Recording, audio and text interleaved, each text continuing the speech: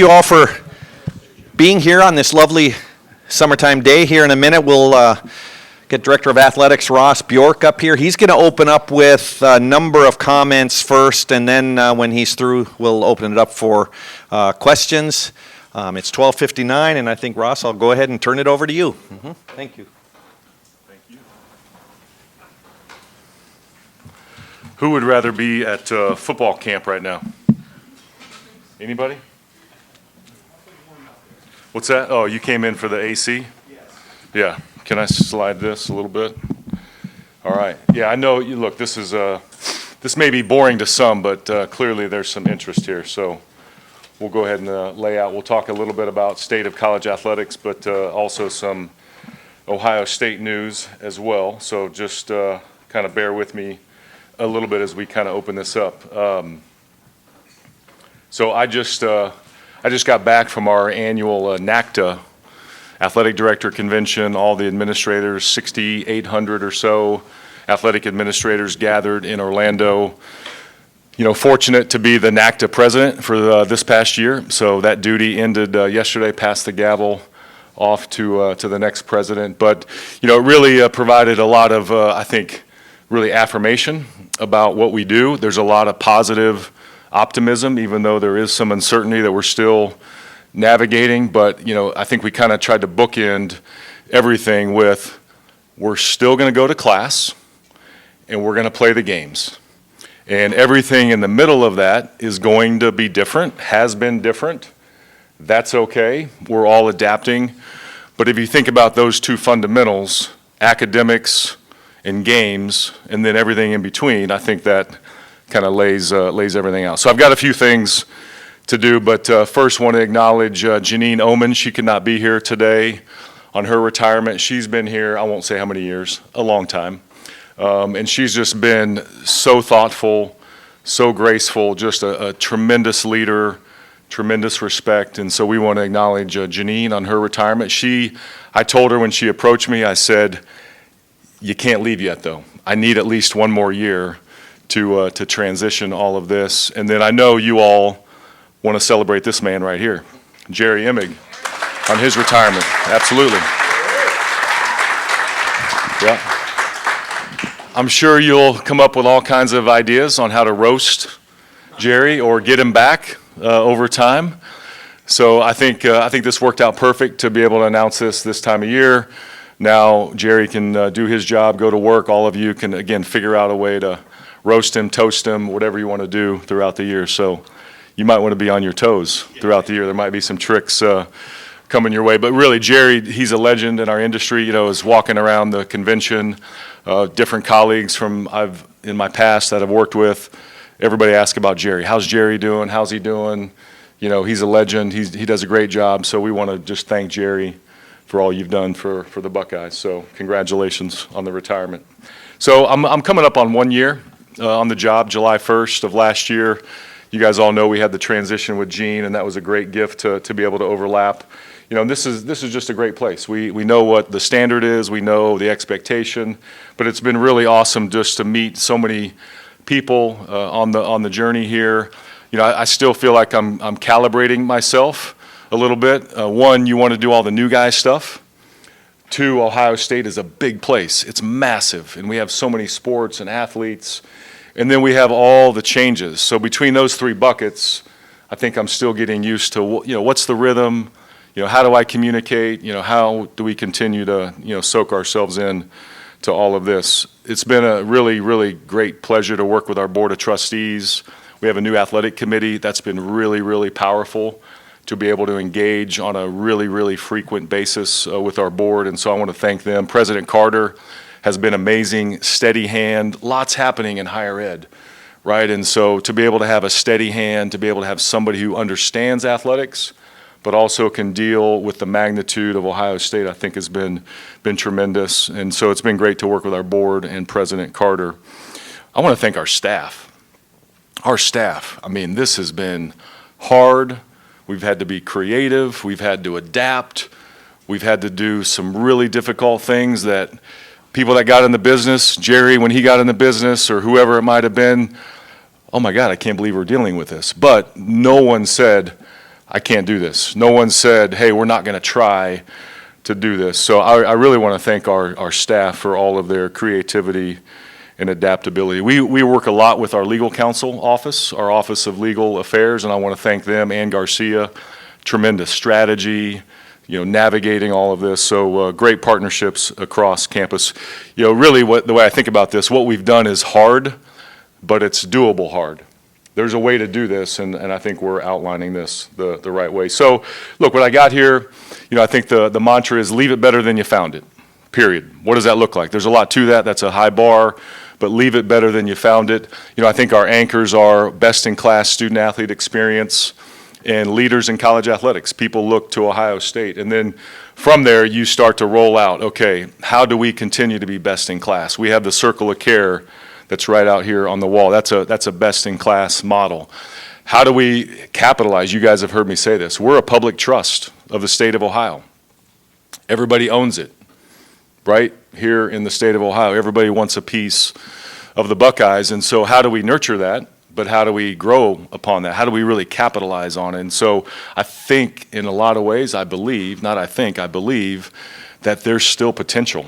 And that's kind of hard to do when you think about the brand of Ohio State, but there are so many elements that we can tap into. So how do we honor that tradition, but also be creative, be innovative? Commercialize is a word now, right? But how do we get more donors involved? How do we get more fans buying merchandise? So we're plugging into all those different elements, and we're going to make sure we capitalize on this. And then, of course, what's the right model for Ohio State? How do we be bold? How do we use our voice effectively? People, they look around the room and they want Ohio State to have an opinion, and that's okay. We take that with great responsibility. So there's a lot of things that we've been doing to try to, reflect on vision, but leave it better than we found it. Leader in college athletics, and then best-in-class student-athlete experience. A lot of cool things have happened. This is our best academic year ever, period. Best academic year ever, 3.4 cumulative grade point average. We have a 97% placement rate of our student-athletes this past year. So either they got a job, they're turning pro, or they're going on to some graduate school or some post higher education degree. So you think about that placement rate, 97%. We're still working. The 3% have something in the works, and so I think it'll be close to 100% here pretty soon. 506 academic all Big Ten selections. 36 of our 36 varsity teams had a cumulative GPA for this semester, this spring semester, and then 7 programs had a perfect APR score, including national championship football team. The only Division I program that had a perfect APR score, and of course, we won that national championship. We hosted 24 NCAA or conference postseason events, 59 All-Americans, 4 team national championships, 8 team conference champions, and then lots of other individual statistics. We're 4th in the Directors' Cup. As we sit here today, we still have baseball and track, so maybe we'll toggle a little bit, but right now we sit here in 4th place after the spring sports that have been reported. And then if you think about what we do in the community, we hosted 3 major events last year in the SHU outside of football. We had a lot of football events, but we hosted 3 major events, right? Our Buckeye Country Superfest music festival for a couple days. We had international soccer, and then we had the stadium series. So 3 massive events. And if you look at all of the events that we had, I want to make sure I get these numbers right. We had 311 events in our venues, from Nationwide Arena to Mershon to Schottenstein Center to the SHU to all the things that we do. And that's a massive imprint on our campus. We had 1,900 events in our athletic facilities, from conferences to games, whatever it might have been. We've sold a record collegiate athletic sponsorship level of $40 million in sponsorship revenue. We're the only program that has that threshold. We had the best fundraising year ever, $80 million. And we have a total economic impact of all the things. If you add all the stuff up between games and concerts and events, over $800 million of economic impact. So really, really fascinating. We've worked on a lot of things. Structure of our department, we announced some things today. New revenue, expense calibration, We're the first athletic program to have a $300 million operating budget. That's not just a one-time event, that's an operating budget. We hired 4 new coaches last summer. We restructured Coach Day's contract for long-term stability. We're doing lots of facility master planning, from Ohio Stadium to the St. John Arena corridor, our athletic district master plan, new hockey arena, the Woody Hayes complex, lots of other smaller projects. We're in the process of remaking our game day atmosphere, so you'll start to see more things about that as we approach the fall. And then I believe in culture over strategy. We've worked a lot on people, just getting to know people, understanding what makes people tick, and how we continue to thrive. So culture over strategy. Yesterday, or earlier this week, Monday, Buckeye Sports Group. I'm sure we have lots of questions about that, but essentially what that does is that brings all the resources that we've had in NIL, and it's been dispersed, right?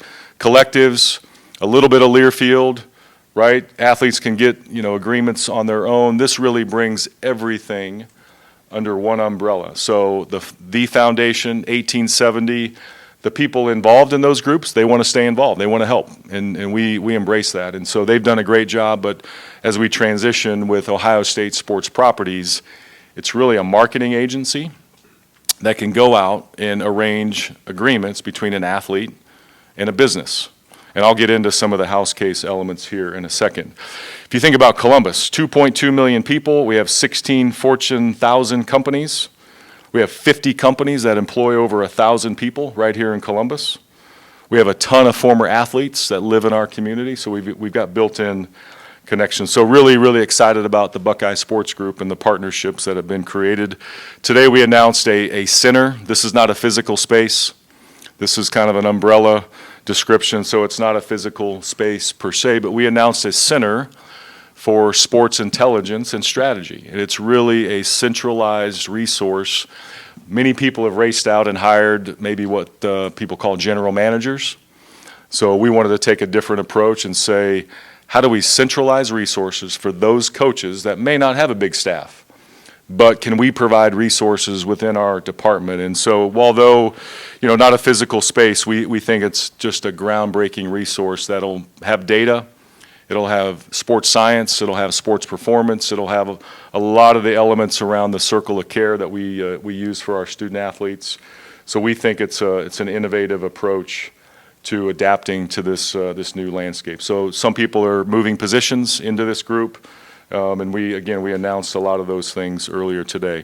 So college athletics, when you guys all remember exactly what I said on January 17th, 2024, right? I know Bill does, because Bill writes books. So he remembers these kind of things. But what I talked about was the state of college athletics. And I said, okay, now that I'm here at Ohio State and we've been working on all these things in my previous stops, what happens next? College athletics. I talked about we need a model that intersects sports and academics. So we led with academic performance. Again, go to class, play games. I talked about that. I said we need a model that looks after our individual calendars, transfer portal windows, recruiting calendars, playing schedule calendars. We said we need to chart a new course for the financial arrangement between the athlete and the institution. We have that now, right? We said that we need to sit down with our athletes, and we need to hear from them. That's still a work in progress. What that looks like, we need to continue to work on that. We need to redo NCAA governance. So that's being worked on as we speak as it relates to the house case settlement. And so we talked about a lot of these things about, look, it's time to really just take action.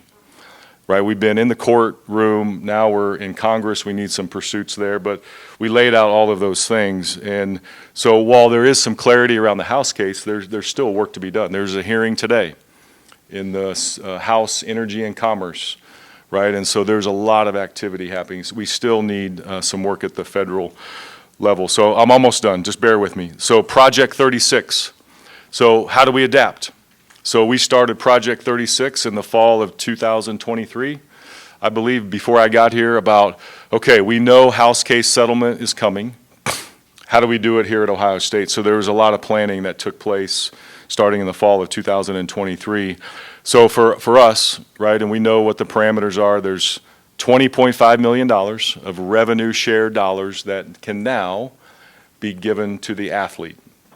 And as part of that, anytime you add a new scholarship in any sport, whether it's 1, 5, or 91 like we did, that has to count against the 20.5 million, up to 2.5. Does everyone follow that? 20.5, 2.5 million of scholarships. We added 91.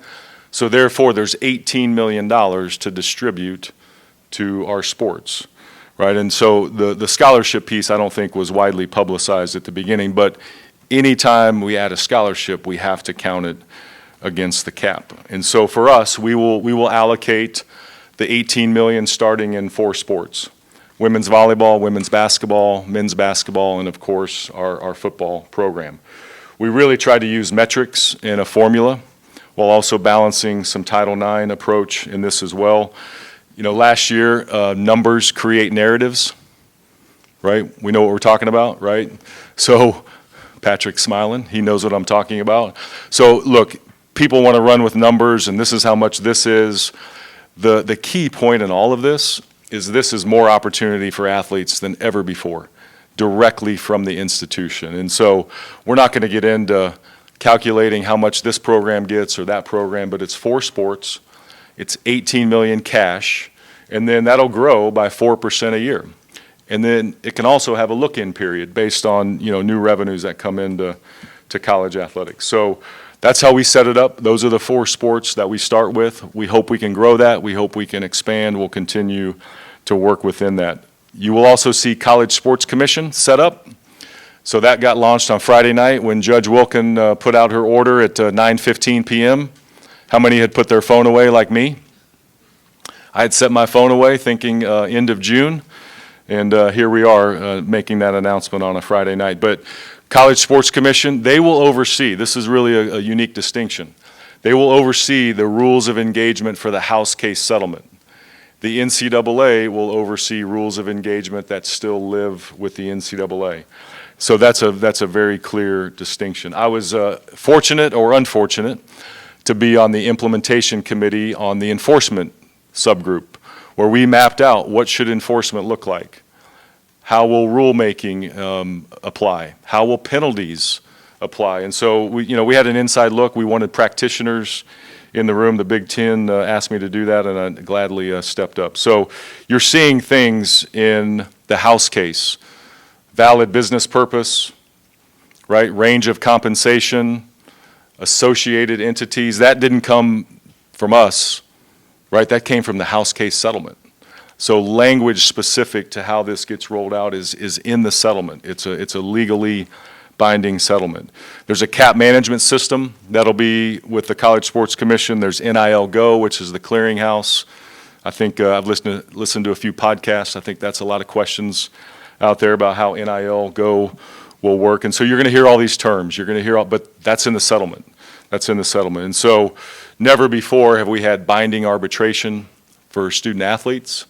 So that's part of the settlement. And then we just believe that we needed durability. So when all of this came up, what we said was, we need durability. We can't be in the courtroom every year. So this house case settlement provides a 10-year window where a federal judge signed off on this agreement. And so we need to all adhere to this. We're going to follow the College Sports Commission and the guidelines that are set forward. But at the end of the day, we still need Congress. We still need to preempt state law. We still need to have a codification around student athletes and how do we categorize them. Students that play sports, not particularly employees. And then we need some thread of legal liability protection that codifies the house case, but also doesn't put us in the courtroom every time there's decisions to be made. So there's a lot. We can talk about college football playoffs. We can talk about transfer portal calendars. We can talk about NCAA governance and all the things that are happening. It's a fascinating time. There's a lot to it. So thanks for bearing with me for 18 minutes on the preamble. Now are you going to monitor this? Sure. Jerry? Okay. To the right, Spencer Holbrook, Letterman Row. Yeah, Ross, the last couple of weeks, folks from the SEC have been pretty vocal about what they believe the future of college football and the models of the playoffs should be. Do you think that the Big Ten and some of you guys should start speaking out more on what you guys believe is best for everything? And how do you start going about being more vocal with it? Yeah, look, here's the decision-making authority rests with the commissioners in the room. And then they bring that to the governing board of the CFP, which is presidents that represent all 10 of the conferences.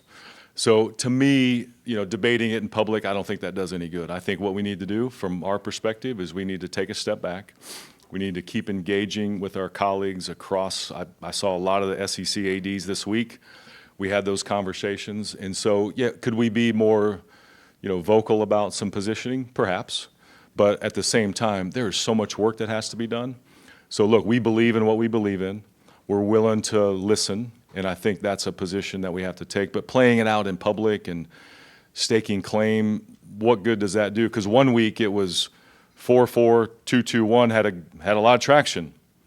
That was out publicly. And then the next week it was 5-11. But have we accomplished anything yet? No. So let's play it out where it should be played out in these conversations where the authority lies. And so, look, we're confident in the commissioners. We're confident in Commissioner Petiti. I worked 12 years with Commissioner Sankey. We'll figure this out, but I think we need to all just take a step back and then come back together at the right time to fix it, because we know we can fix it. We just have to come back together. Far left, Dan Holt, 11 Warriors. Ross, it's been well publicized that you made a push to get the Ohio State-Texas game moved to Sunday night. Kind of what was that whole process like, and what are you doing to try to get more of those marquee night games going forward? How much time do we have? Right? It's up to me? Okay. Okay. Is this a podcast? Is this a long-form podcast that we need to go through? Really started the conversation back in the fall, as we were forecasting out and knowing that we had a lot of noon games last year, just forecasting out, okay, we've got Texas, big-time game. Who knows what would happen? We didn't know what postseason would look like back in November, right? So just mapping out, okay, that's going to be a big game. And look, I think our program, our fans deserve some marquee night games. So we started having that conversation. Texas, in the contract, it goes both ways. They have the ability to approve or not if the game moves off of a Saturday. We asked them. I don't blame them. But those conversations started. We worked with Fox. They were understanding. But really, at the end of the day, there's no flexibility in the contracts. Fox bought the noon window. CBS bought the afternoon window. And NBC has the night window. And then the Big Ten Network and Peacock, layer into that. So what we need is more flexibility. Can that happen anytime soon? I don't know. But I think every program should deserve the right to have way more flexibility. We have carried the day for Big Noon. There's no question about it. If you look at the viewership, so we understand why Fox went with Big Noon. We understand why we're picked all the time. But we're hoping just more flexibility. That's what we're looking for. And so, I think Commissioner Petiti is going to work with our TV partners. We're going to continue to have those conversations. But can anything change anytime soon? Probably not, because those contracts are rigid and they're locked in for several years. You mentioned that Ohio State has carried the day. Do you feel like you guys maybe need to throw your weight around a little more the next time those contract negotiations come up? I think the question is, what does that mean? What does that mean when you say that? And so I think we can be firm in our positioning. I think we can show data on how we have carried the day. So we have said no to Friday night games. I mean, there's been some things that we have kind of drawn a line in the sand, and that's okay. But I think we need to be thoughtful about, okay, there's going to be a balance. We do have a TV partner with Fox. They're paying us a lot of money. They actually sublicense to CBS and NBC. Right? And so what we're hoping for is that there's a little more collaboration because of that, and so we'll continue to express that. Far left, Whitney Harding, WCMH. Hey Ross, one of the questions around the settlement, the revenue share, does bring up Title IX. How do you work that out with a sport with so many players like football to try to even things out? And I've asked you this before, I'll ask it again, does Title IX need an update? Again, how much time do we have? Look, we have an obligation to follow Title IX in several buckets. Proportionality of student body comparison to our roster comparison, and we're about 50-50. We're really, really close, and we're proud of the work that takes place to get that done. And then you have financial aid allocation, proportionality to your student body. So we meet those two prongs. The revenue share in the NIL world is not subject to Title IX per se, but we do have an obligation to support our female athletes just like we do our male athletes. That's the one great thing about the Buckeye Sports Group is most of the collective work has been male athlete dominated. The Buckeye Sports Group allows us to spread out the attention. So we can promote 100 female athletes and 100 male athletes just the same. Now the market may dictate different numbers, but from a Title IX standpoint, we think we'll be in a better position to support our female athletes. The back payment, I know there was an appeal yesterday. We'll let that play out. I think they did a lot of analysis on that piece as well. But for us, we know that we used metrics for market-based revenue share allocation. We had a proportion for Title IX, and we think that's a good approach. And then with our Buckeye Sports Group, we'll be able to promote our female athletes like never before. I have one that's like maybe step 50 while you guys are on step 10 here. International athletes, with as far as revenue share goes, because they come here with student visa, Yeah. that's a work visa. Right. How does that work out? Yeah, we're going through that right now. I know President Baker mentioned some things yesterday in his press gathering at the NACDA convention. You know, it's complicated. We don't want to compromise our international athletes. Obviously, we'll get legal advice on what the right approach is. So it's a little bit of a moving target from that standpoint. The most important thing, protect them and their status, but also, is it viable in the market? And those things are being played out right now. Thank you. 24/7 Sports. Well, yeah, so the 18.5 million, 18. okay. 20.5. 20.5. Minus 2.5. Okay, 18. A lot of math. Will you strictly be the person who says this percentage will go here, or do you have a committee of your top advisors that are helping you figure that out, or how would that look on an annual basis? A lot of programs raced out and announced, and they really followed the House case settlement allocation, 75, 15, 10. What we did is we used metrics. So we said, okay, what does football drive? What does women's basketball drive? What does volleyball drive? And then we came up with, knowing we'd have 18 million, what are some metrics that can put some parameters around how to allocate it? So that was a process through a lot of data, a lot of studying that our staff put together. And then at the end of the day, okay, this is where we think football is. So yeah, I signed off on that, was a part of that discussion. And then we'll give those allocations to our coaches, and then they'll have to decide how to divide it up. The other great thing about our scholarship model is in the past, you had a equivalency model. So baseball had 11.7, and they had to divide that up. What we did in this model is we said, okay, baseball, your cash equivalent of 11.7 was this. We're going to add this to your model, and then Coach Hare will have the ability to spread that out as he sees fit.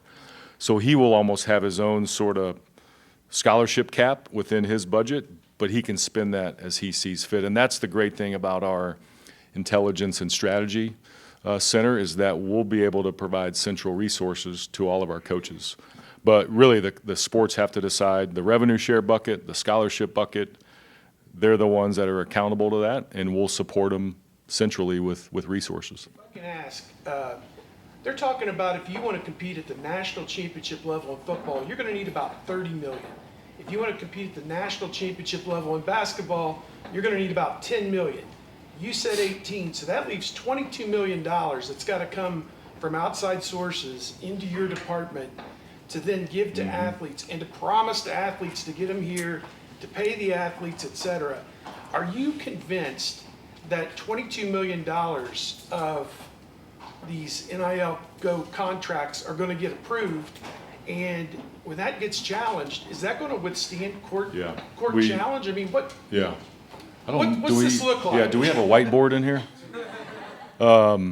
Look, here's the thing. It all depends on when. So what you just described is, when does that money get counted? So we have been in an environment the last 4 years, and then when Collective started, that there wasn't necessarily a valid business purpose between a collective and an athlete. It was, look, we have this money, we think you're worth this, here, There wasn't a lot of obligations by the athlete. So those numbers that are being floated have been between June 30th and backwards. So there was a lot of front-loading activity that took place really since January up until June 30th. So when people are throwing out those numbers, you really need to say, okay, when are they counting that? Are they counting that from January 1st of 2025 all the way to June 30th of 2026? Then it might be at that number, because you have the cap that's established and you had the previous NIL environment. Going forward, you will have your cap. Everyone will have the same number. And I would think most of the Autonomy 4, Power 4 programs have a similar distribution model to us, especially when they added scholarships. But anything above and beyond that has to go through the clearinghouse, has to go through NIL Go, has to be approved. And it has to meet, again, valid business purpose. If it's an associated entity, it has to go through the system. And it will meet a range of compensation for a similarly situated individual. I didn't come up with that language. Deloitte didn't come up with that language. The commissioners didn't. That was in the settlement negotiated between the plaintiffs and the defendants. So is it going to be 40 million in the future? Doubtful. Could somebody have a really robust system? We think we can. What is that number? We don't know yet. But we're going to be competitive. We have Columbus. But these numbers really, you have to really ask when. When are you counting that? And that's what I think has gotten out there, is that people still think there's going to be this chase. So unless somebody's going to go outside the NIL Go system and they're going to go outside the cap, which will be enforced by the College Sports Commission, then they're going to be in violation of the lawsuit, a federal lawsuit. Arbitration will be applied to student athletes, and everyone that is going to be opting into the settlement, Autonomy 4 and non-Autonomy 4, is going to sign an agreement attesting to we are going to follow the rules. So there's a lot of durability built into this that wasn't necessarily there before. Hopefully that kind of. It colors in the lines a little bit. I see you're still skeptical, but I get it. And that's what we look. I don't That's know what I don't know. that's I'm the not inside world, your right? walls to Yeah, know what your numbers are. And that's the world that we have to get through. There is a lot of criticism. There's a lot of unknowns. That what I think is what's missing in all of this is the fact that a federal judge signed it. That's precedent across the entire country, and the fact that you have a binding arbitration process that an athlete is going through. And they had plaintiff attorneys representing hundreds of thousands of athletes. So the ability to have the legal protection and the durability in this, I don't think any of us would have agreed to the terms unless we had some durability that we're going to be able to withstand, any sort of scrutiny. Right behind him, Danny Eldridge, Canada News Service. Hi, so you talked a little bit about wanting some changes at the federal level in Congress. And are there any changes needed at the state level for Ohio State to be able to do what they need to do? I know you successfully lobbied to be able to directly compensate players in the first place, but do any changes need to be made there at the state Yeah, level? we're going to stay engaged at the state level until there's federal oversight, a federal bill. I think it's important that we stay engaged. Our local leaders, our state leaders have been really proactive. We worked with Governor DeWine on an executive order before the end of the calendar year last year. Then that got put into a state bill and a state law that got signed. So we believe right now we're in good shape in terms of the structure of NIL as it relates to the House case. I do think we could look at more agent protections and more agent sort of registration, education. So we're having those conversations right now. I think the elements, otherwise, I think we're in a good spot. Joey Kaufman, Columbus Dispatch.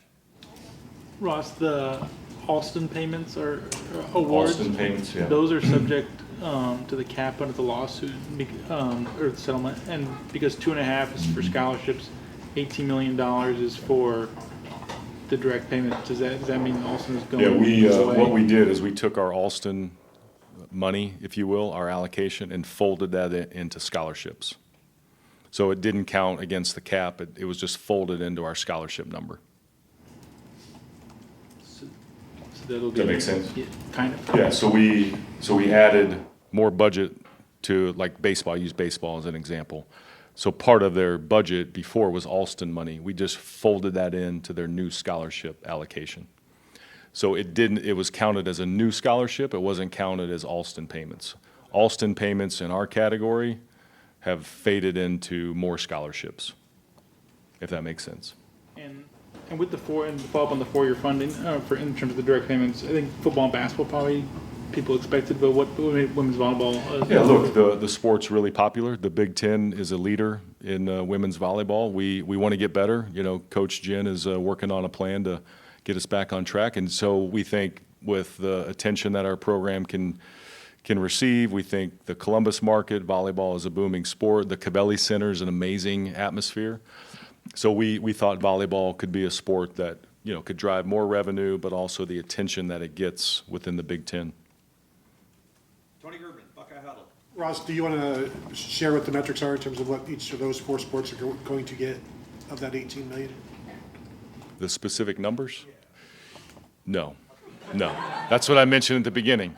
Numbers create narratives, right? And we just back to Steve's point, right? So no, we're not giving out. And plus, look, that's kind of a trade element, right? That we think we should be protective of. And so again, we're competitive in the marketplace, but the specific numbers, people get latched onto that. The important thing is 20.5 new scholarships, 18 million across 4 sports, and it'll grow over time.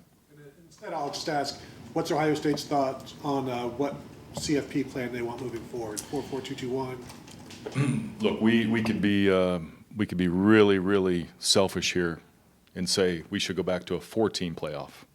And I think Ohio State will be really good. We'll be well positioned, right? But for the good of the game, I think for our conference, I think expansion should happen, 14 or 16. I could kind of go either way. And then, look, I think in this world, one, I think players want to play high-level games. And then 2, content.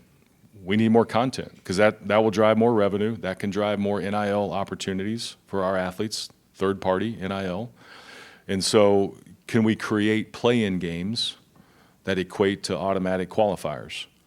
I think that's a really good model. And the other thing, too, there's a lot of debate about the committee, right, and what kind of metrics they have. If you have automatic qualifying spots with play-in games, then you have more content and you eliminate a lot of the committee maybe dynamics that may, you know, get in the way. So that was our thought.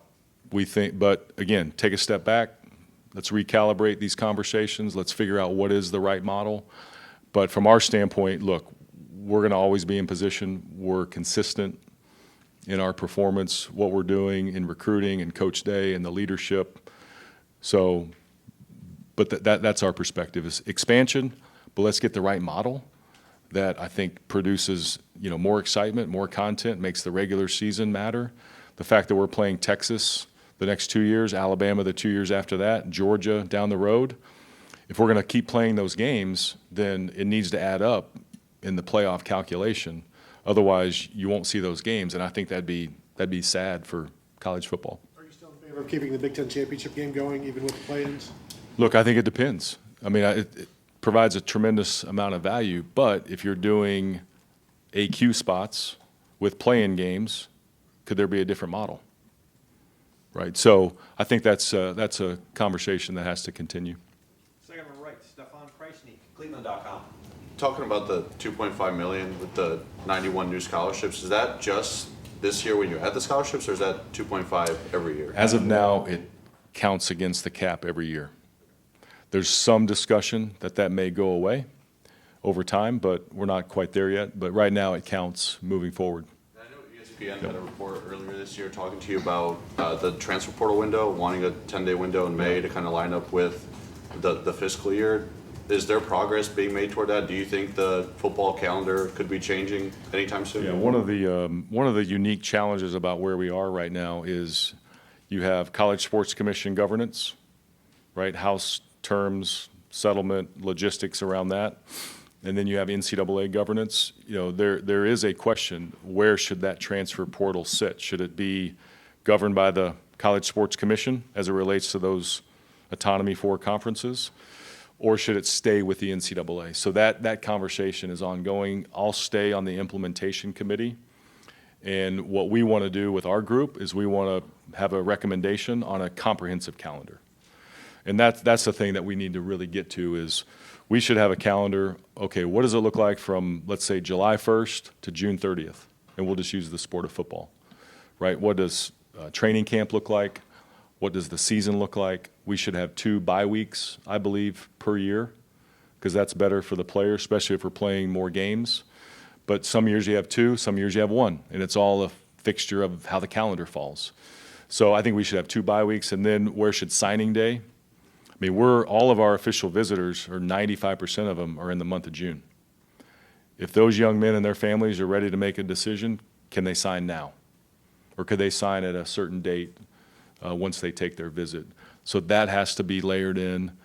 The college football playoff schedule has to be layered in. When do you transfer? If we ever say that we care about academics and we want to live by that, then I think the transfer portal window should be in the spring. And then now that you have a revenue sharing contract where you will have an MOU with an athlete, from a fiscal management standpoint, it's better to put it in the spring. So where it sits, who has authority, how it gets done, that's all being debated right now. Does it go back to the D1 Council? Does it live with the College Sports Commission and our implementation group? Does it live with the commissioners? So we have to keep pushing that. My colleagues and I in the Big Ten, we want to keep pushing that. We'll collaborate, we'll communicate, but we think we need to get that done sooner rather than later, because fall will be here soon. And all of these things are going to be on top of us, and we need to have that transfer portal window cleaned up, for sure. Austin Ward, 97.1. Ross, you said go to class and play the games. Those are the top priorities to getting all this fixed. Why is it that there's either philosophical resistance across colleges or maybe, I don't know, state legislative resistance to the idea of employees?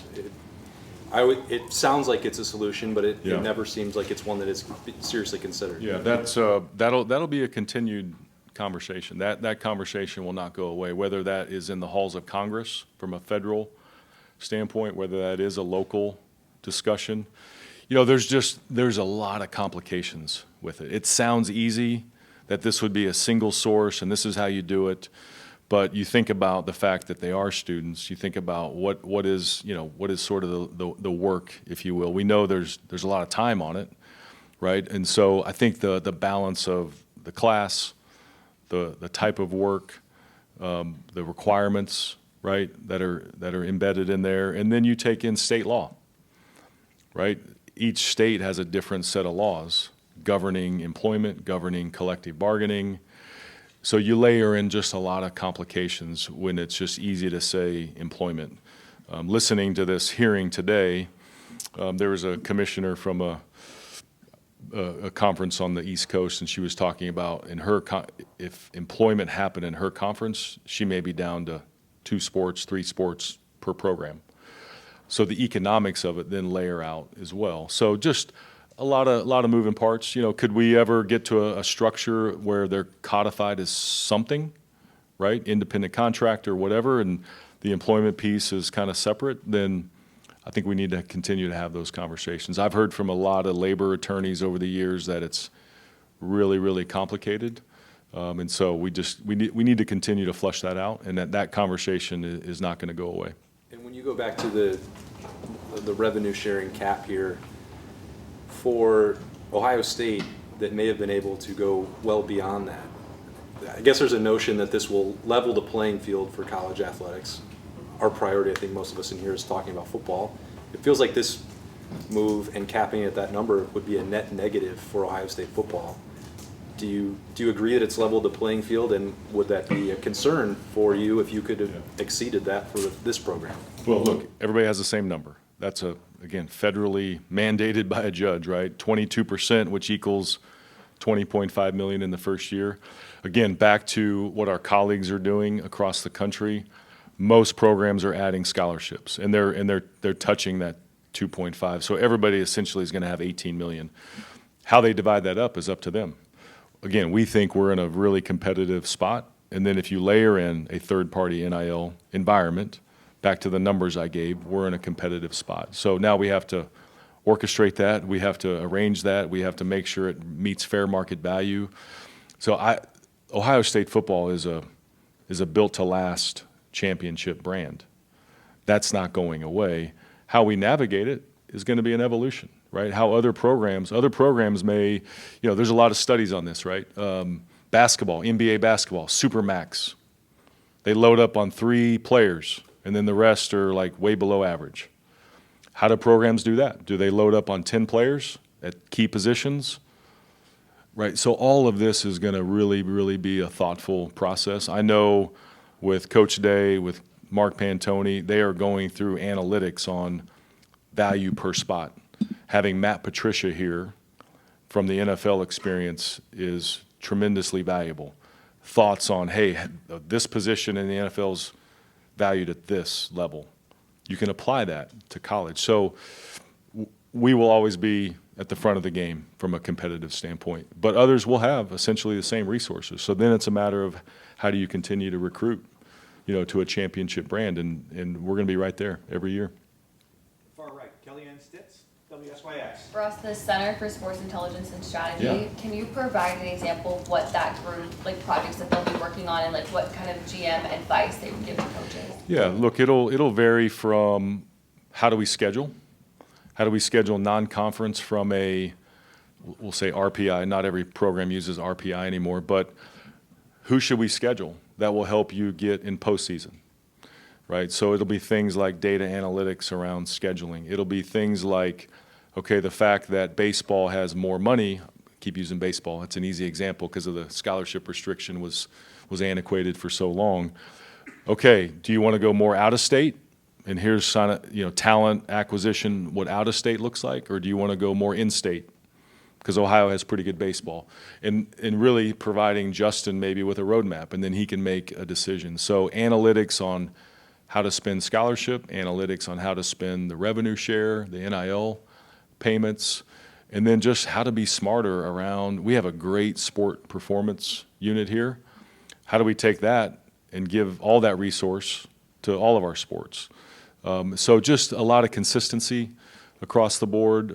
How we do budgeting, how we do scheduling, how we do coaches' contracts, all of that can now sit really in a central center, like we talked about, that I think just gives our coaches a cutting edge, performance initiative. That's the whole goal behind it. We want all of our programs to compete at the highest level, and we were kind of scattered with maybe how we oversaw sports. And one administrator might think of it this way, and another one might think of it this way. This brings collaboration to the table. And a quick one too about the Buckeye Sports Group is your guys' unified approach to NIL in-house. Could you provide an example of what they'll be doing? Is that handling contracts with marketing strategies and things like that?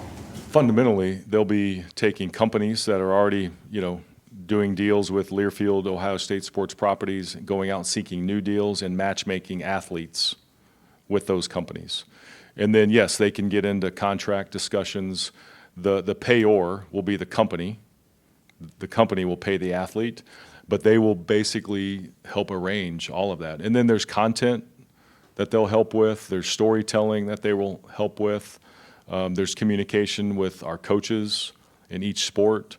So it's another central source where before we had different buckets, and Learfield was doing some things, but now it's a more robust.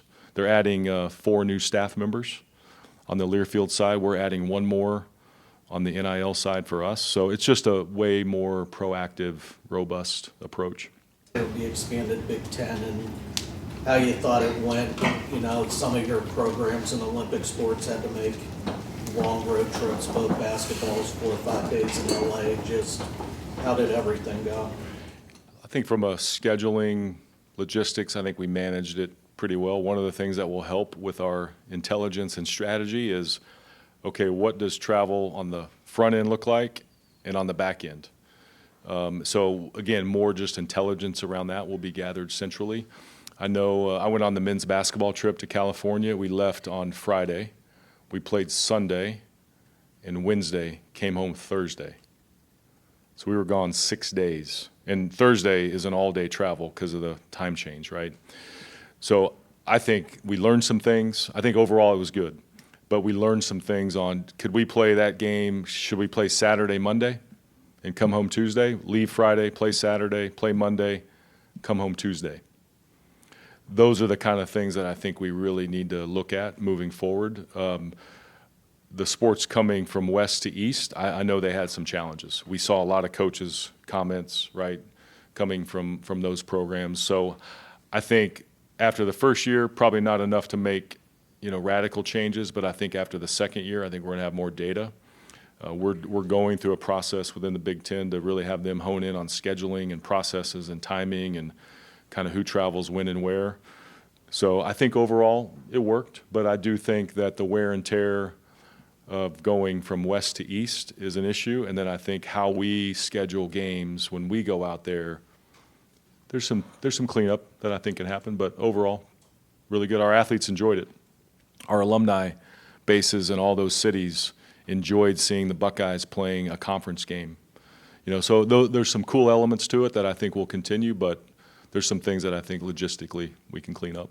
And then just on noon kickoffs for a second, there's a bill in the Ohio legislature right now in committee that's trying to ban the noon kickoff, or especially when it's two top 10 programs. Just, have you had any correspondence on that? And just also, how much do you hear from fans and different people about, since noon kickoffs seem to be the bane of most people's existence? Yeah, maybe I shouldn't say it. I'm not going to say it. I won't say that. I think there's a location we could probably have the hearing where a lot of people would come.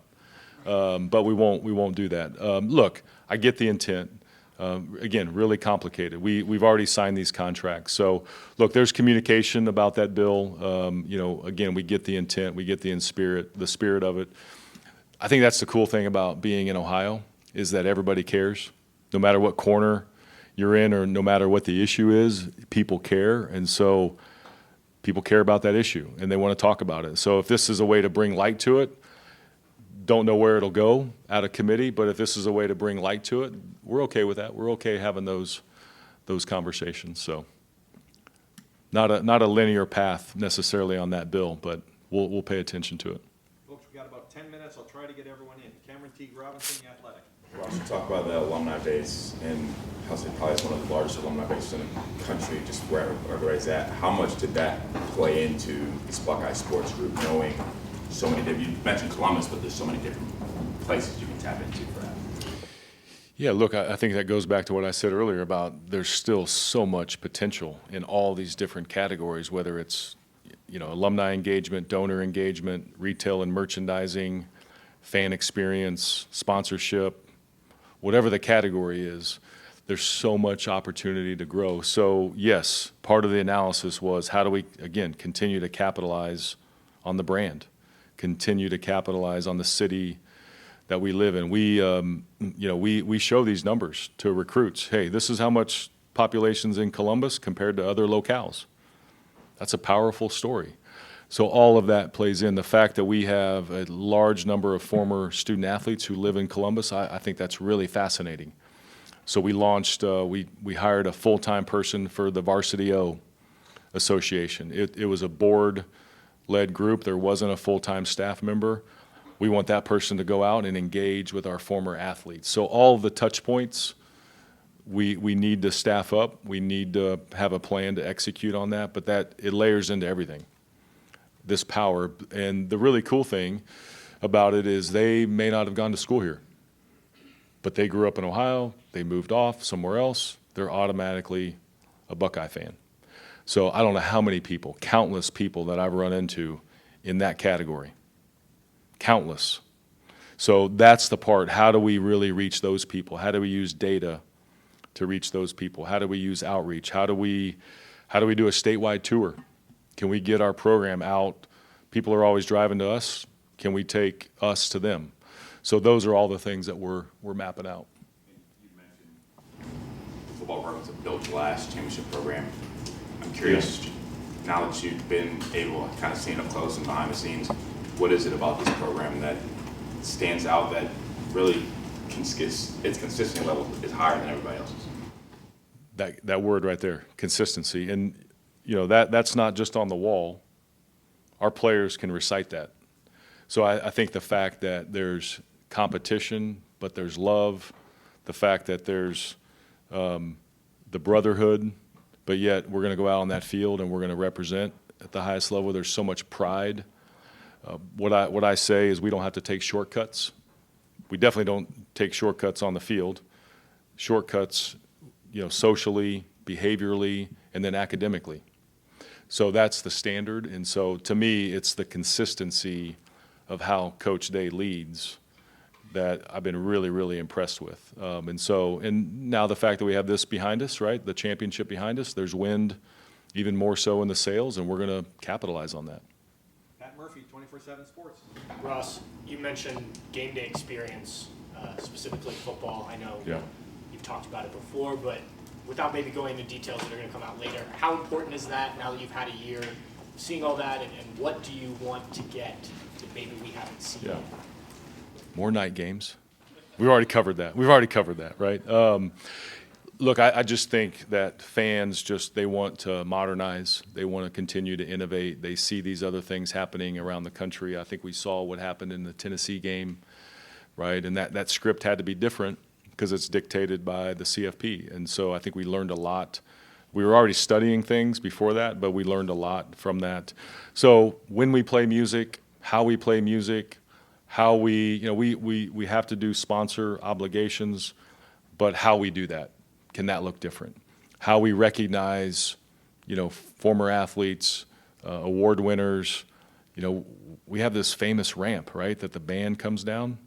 How could we utilize the ramp during the game for recognitions, right? The victory bell is really symbolic. What can we do with that? So it's kind of taken the traditional elements and overlaying that with new ideas, whether it's some new music, whether it's different elements that just incorporate our history. Somebody asked me, one of our staff members asked me yesterday, what's been the really cool thing? And I said, really embracing the history here. There's so many powerful stories that if we weave that in, it's going to connect people more. So those are the kind of things that we're putting together. We are working on new video board, new LED ribbon boards. Can't happen for this year, hopefully by fall of '26. So those things are all being sound system as well, a distributed sound system. There's always going to be continued improvements around the shoe. But game day atmosphere, I think, can just take a lift. And it's really about just adapting to the times. It's modernizing. It's cleaning a lot of things up. It's taking our script and kind of making some things shorter, layering, just different elements that I think I really, the plan is really, really strong. And I think our fans are going to gravitate towards it. Adam Jardy, Columbus Dispatch. Ross, you're going to have programs under this model that are going to be dealing with potentially significantly lower NIL budgets than what they've been accustomed to these last few years. And there's different schools that prioritize different sports to varying degrees. If you're working with a program that might be top dog somewhere else that isn't at Ohio State, how do you expect those programs to make up that ground? Yeah, look, we got to continue to have a great culture. We've got to recruit at a high level. We've got to have a good strategy, right? And then can you have a third party? Can you have the right kind of players that are going to drive a market on the third party side that, again, has to go through all the systems? And look, this is just a one moment in time. This is a 10-year settlement where this number is going to grow. So this is the starting point. Next year, it'll be a bigger budget. If the $2.5 million comes out of the calculation, you'll have that to work with. So I think people get fixated on the moment, knowing that, look, this is a long-term approach. Our programs are not going to go anywhere. We're going to continue to invest. We have a great brand. So we have to help, and we have to be creative. I know in the basketball world, people are worried about basketball-specific programs. That's a reality that we're going to have to deal with. We're going to have to face. There's programs that have singular sports that compete at a really high level that we compete against. There's some in the Big Ten that are a Big Ten affiliate member in other sports. Could they go all in those sports? They might. And we'll have to deal with that. We'll have to understand that. So, look, we're not going to panic. No one's going to just shut things down because, oh, my God, this is the year one. It's going to be a process. It's going to be an evolution. and we'll adapt. Stephen Means, Cleveland.com. I think most of us in here are maybe just assuming that at some point the CFP is going to expand again. You mentioned 14 or 16 you're fine with. You guys also you got Texas the next 2 years, you got Bama, you got Georgia on the schedule. With an expanding playoff, after seeing how it works this year, does that make you want to schedule more games like that or less games like that? TBD. I mean, sir, you really need to understand what it looks like. Or do we keep those games? If there's a different model that really doesn't fit playing those kind of games, and it's all about just being 12-0 or 11-1, then maybe we shouldn't play those games. So I think you have to put everything on the table. So I wouldn't say we're not racing out to schedule out into the future. We want to see what this looks like. Right now, those games are on the books. But, you know, the SEC has a decision to make on do they go to 9 games. We definitely think that consistency of conference games, the number of should apply. If we're going to have all these models, playing 9 games should be consistent across every conference. So that is a position that I think is real. So how these non-conference games play out, I think it's too early. But we're keeping them. We'll embrace it. We'll go play. And, you know, they have to do the same thing. They got to play us too. So I think too early to tell what the future is. Starting with the 4, it'll be a part of this revenue share. Maybe that goes up, maybe it doesn't. Depending on what happens here. Why is it still realistic to expect to be able to maintain 36 varsity sports on this campus with this new model, the way things are going right now? That's a priority. That was the starting point, is we will maintain 36 sports. You have an obligation to the young people in those programs. There's a lot of historical programs that compete here. We want to maintain that. We want to grow that. How we spend our money can look different, and that's okay. We'll manage through all of that. But the obligations to those young people, to the fans who support those programs, then you have some legal things, right? You have Title IX. You got to balance all of that. And so the risk profile of dropping sports, if you look historically, is typically not good for programs that do that. So the starting point was 36, broad-based opportunities. So we're able to handle it. We can generate the right kind of revenue. We've recalibrated the expenses the right way. So to me, it's the right thing to do, based on legacy, based on history, based on opportunities for those young people. So we're going to maintain that. And again, this is all an evolution. Where are we 5 years from now, 10 years from now? How do revenues continue to grow? Expenses probably not coming down, right? So we'll have to continue to adapt, but that's really the priority. And we're gonna stick to that because that's the right thing to do. Folks, we have 4 more people that need questions. I'm going to leave it at 1 question per person if we can. Andy Anders. You guys thought this was a boring day, a boring subject. This has been something you said since you arrived here too, but you said earlier that NCAA governance needs to be redone. And in your mind, what should the NCAA's role be in governance going forward in college sports? Well, look, the House case codified, right, the logistics around revenue share, roster limits, right, third-party NIL. Those are still NCAA rules. They're just governed separately.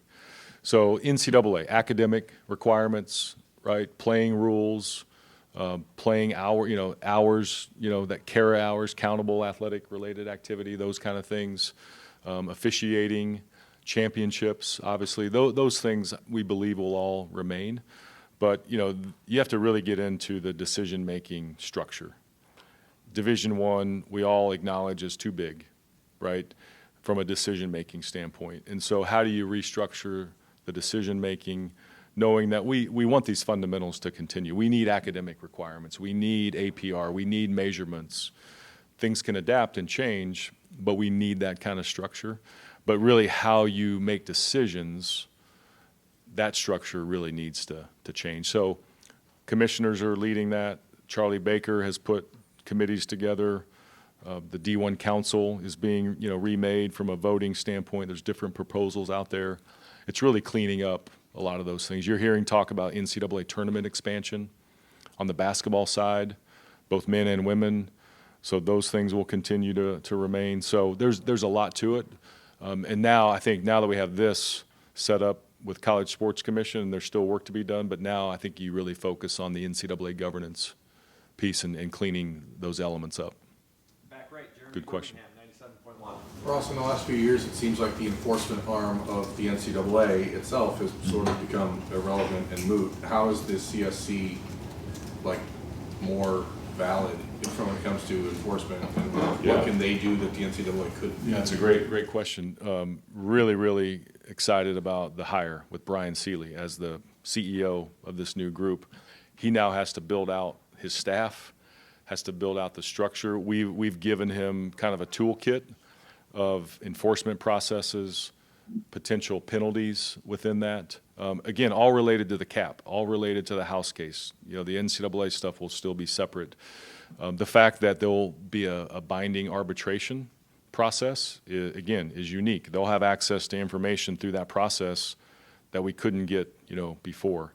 The fact that this will be a much more efficient, linear, direct process. No more judging of our peers. We used to sit in these committee on infractions rooms, and you'd be judged by a faculty rep and another athletic director. And so this is a single source decision-making authority, very similar to the pro model. And if you look at Brian's background, that's where he came from, obviously, but you look at his legal background, that's the kind of person that we all say that we wanted, and I think we hired the ideal person, and it's going to be just faster. That the NCAA lacked? Outside of the arbitration, no. But if there's things that intermix with the arbitration, then yes, they could have access. But direct subpoena power, no. That would have to come through another process. You'd have to pass a law, you'd have to have another court case. But on the arbitration with the athlete, yes, that'll be a part of it. So look, in our minds, it's a much more cleaner, linear, efficient, direct process. And frankly, the rules are not that complicated. The cap will be hard institutionally to go over. If you submit a deal through the NIL process and the athlete and maybe their agent disagrees with it, there's arbitration. It's all the other stuff that has to be enforced, right? Paying outside the cap, paying outside of NIL, not reporting a deal. The rules of engagement are actually not that complicated when you think about it. So the enforcement with that group will be really narrow in terms of what they're going to oversee, which is new. That's a new part too. Sorry about that, Ross. Yep. Kevin Noon, Buckeye Huddle. Yeah, I had a much cleaner question 30 minutes ago. I'm having to adjust it Okay. as time goes on, but More content. Yep. obviously we know that you're kind of hamstrung by the noon contract for the games there. One of the biggest complaints is, sleepy environment, fans haven't woken up yet. Obviously, we've seen some moves toward premium seating, the 1922 club, what's happening in the south end zone, moving the band to the north side. How do you find that sweet spot, though, of creating these additional revenue streams that are necessary to grease the wheel that is college athletics, and to find things? I mean, fans do look at the Tennessee game. Fans do look at Penn State, where it is. I mean, it's a different building. You can't compare building to building, but it's a much louder environment. Yeah. How do you find things that are going to maybe address some of these sleepy crowd narratives? Yeah. Look, I think technology can help, right? So we're addressing the technology piece of it. Flashing lights and things like that. If we always have noon games, then flashing lights don't work. So we need more night games. We talked about that. So I think there's some technology pieces, but again, I think it goes back to how do we weave in traditional elements but modernize music, or when we play certain music, and really have a call to action. We're by moving the band going to the north, the Block O group expands. So they'll have more in the Block O membership block. So what can we do to engage them? Can we give them something that people can, that's our symbol, right? People have towels, people have pom-poms, whatever. So working on elements like that. So it's fan engagement, it's increasing, I think, student energy in a lot of ways, and then it's kind of how we script the game. We're always going to have to do projects around the stadium, but the projects will be what has a return on investment, what provides infrastructure improvements to operate the building, and then what provides just everyday fan experience. We have to really think of those three buckets every single time, knowing that it's an aging stadium, knowing that, yes, we do need to make money. And I think there's a lot more that we can do from that standpoint. But this year, we also added 2,000 tickets that don't require a donation, and we lowered the price. So how do we continue to do those kind of things so that we can speak to all of our fans, and that when they walk in there, they're like, okay, I'm coming back. So all those things, concourse improvements, wayfinding, we have a lot of infrastructure things on our concourse, like dumpsters and things like that. How do we get those out of there to clean things up? We don't have a place to put them right now, so we have to build that first to remove them. So those are all the things that are in the works. We're doing a comprehensive master plan study on the stadium that I think will yield over time the right outcomes. And final questions, Bill Rabinowitz, Columbus Dispatch. Just generally, big picture, what do you think of the House settlement? What do you like most about it? What do you think are the flaws with it? And what would you like to see out of federal legislation if that ever comes? Yeah, look, clarity of a model that is durable, based on a federal judge stamping it, based on the athletes having more things than they've ever had before, on both sides, on the arbitration side, on the revenue side. The fact that we do have a new enforcement entity that's outside the NCAA, because there's been frustrations with all of that. So I think really the main thing is clarity. Does it solve everything? Does it solve the employment piece? No, it doesn't. Does it address Title IX and how that plays out? No, it doesn't. So it's not perfect, but it's progress that we've never had before. It's transformational progress. Congress, really, we think it's a simple approach. State law preemption, so that way there's federal oversight, some category of what the student athletes are called, employee or not, or otherwise, right? And then just some kind of legal liability protection, that we don't constantly get sued every time we make a new rule, every time there's an enforcement measure, that we can have some just sustainability around the collegiate model. That's what we hear. We hear there's interest in Congress, there's hearings that are taking place, there's drafts, but we've got to find the pathway to get the action where there's actually a bill that makes the floor and passes.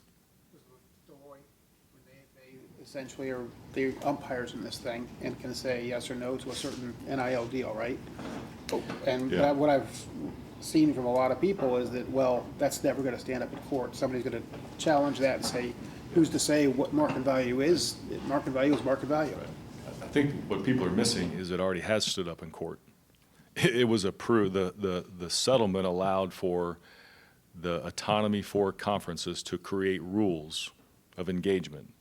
The rules were then created based on valid business purpose, a range of compensation, right, and associated entities.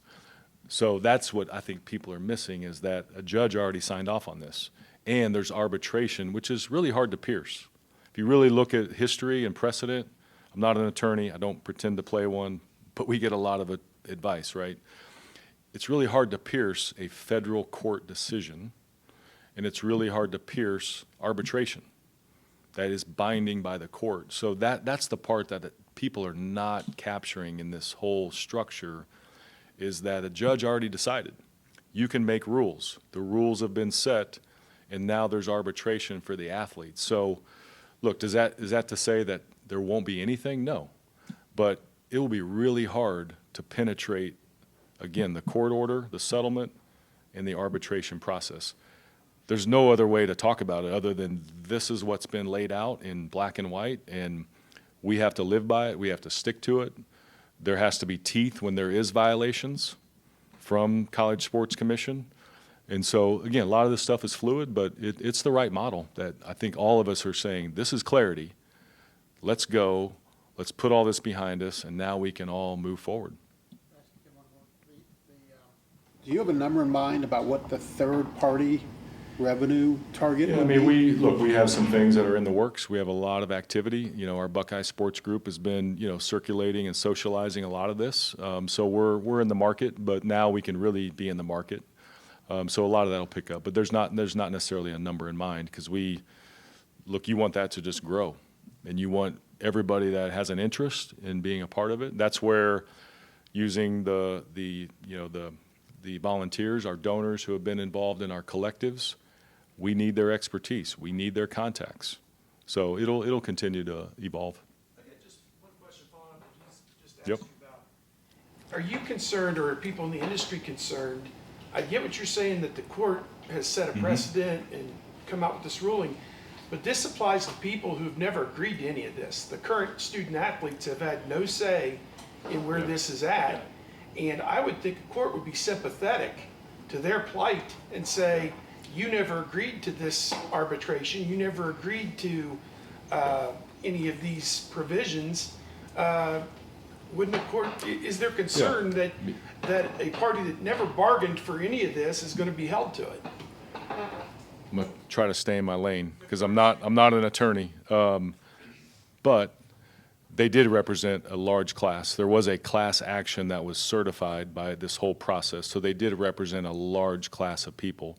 There is the ability for future athletes to opt out of it, right? So there is some protections for future athletes. Again, is it 100% foolproof? No. But again, piercing a federal court order, federal judge, all those things like I talked about. So that's what we have to move forward with. Look, in talking to our athletes, they want clarity. They want to know, okay, if I do this, okay, and I do 5 appearances, this is what I'll get. They want that clarity. So I think most of our athletes, they're embracing this opportunity because they want the clarity that just hasn't been there. Hey, sign this deal over here with this group, and then tomorrow you're going to sign this deal, and then, hey, a month from now you're going to do this. We need to bring clarity for the athletes so they know the rules of engagement, and this is what everything in this settlement provides.